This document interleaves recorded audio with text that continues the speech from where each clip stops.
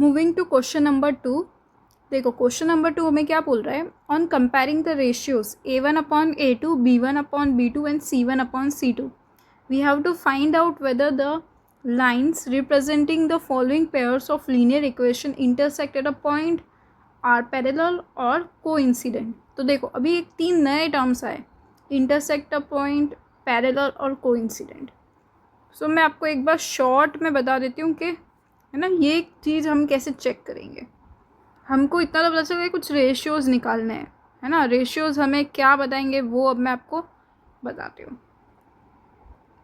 सबसे पहले A1/A2 is not equals to B1/B2 अगर केस हो जाता है तो यूनिक सोल्यूशन है, इंटरसेक्ट कर रहा होगा कॉमन पॉइंट पे।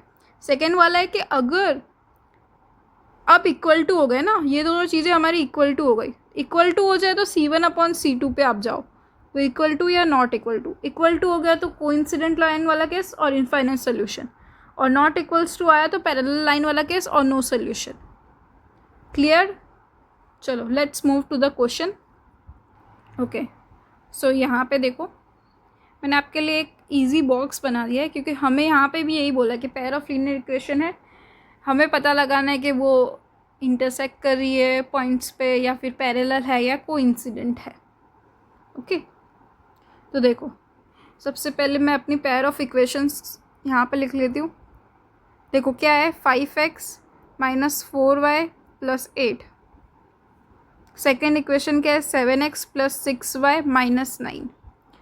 मैंने सबसे पहले क्या बोला, A1/A2, B1/B2 और C1/C2, ये 3 मेरे रेशियोज़ होते हैं।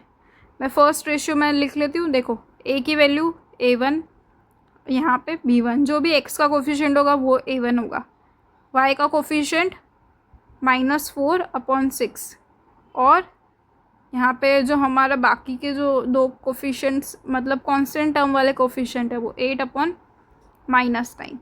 सो देखो कहीं से भी आपको कोई चीज़ इक्वल दिखती है ना। यहाँ पे हम कंपेयर कर रहे हैं, कंपेयरिंग द रेशियोज।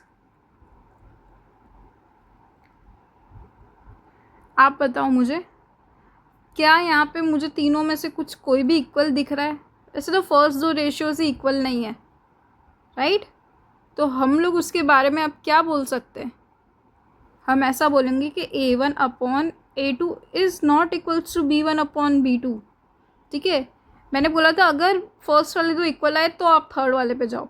अब फर्स्ट वाले 2 इक्वल है ही नहीं, कहीं पे भी 5/7 कभी भी 4/6 के इक्वल हो ही नहीं सकता, राइट? तो अब क्या मेरा फर्स्ट वाला केस बन गया, दैट इज़ इंटरसेक्टिंग। ठीक है, यहाँ पे देख सकते हो आप, इंटरसेक्ट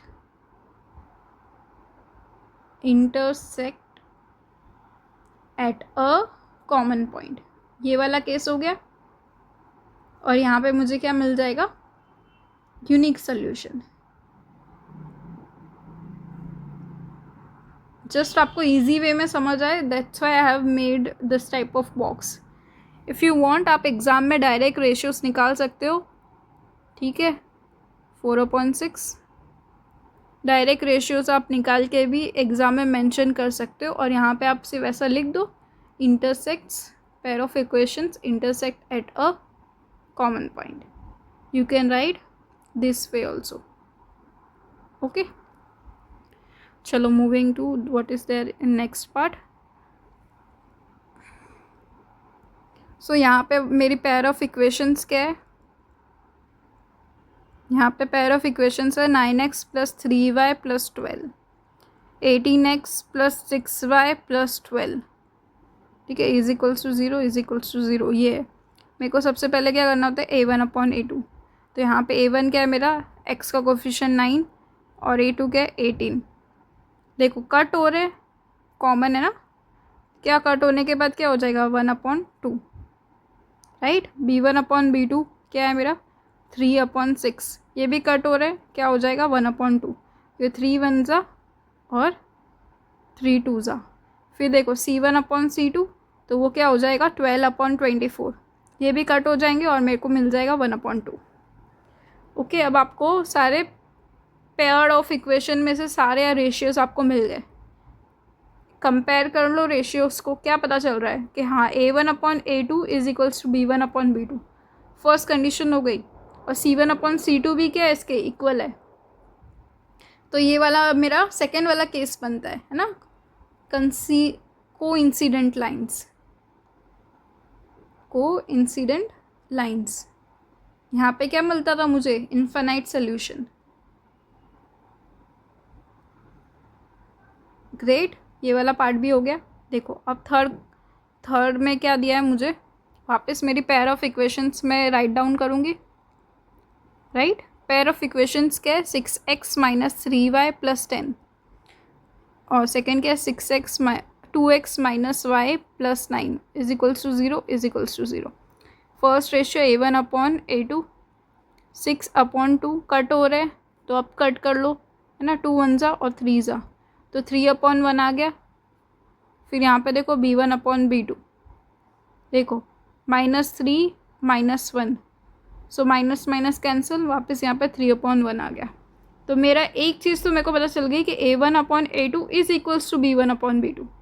ठीक है, अब मुझे थर्ड रेशियो भी निकाल के देख लेना है। वो तो वैसे भी 10/9 आ रहा है, राइट, कांस्टेंट टर्म 10/9 आ रहा है।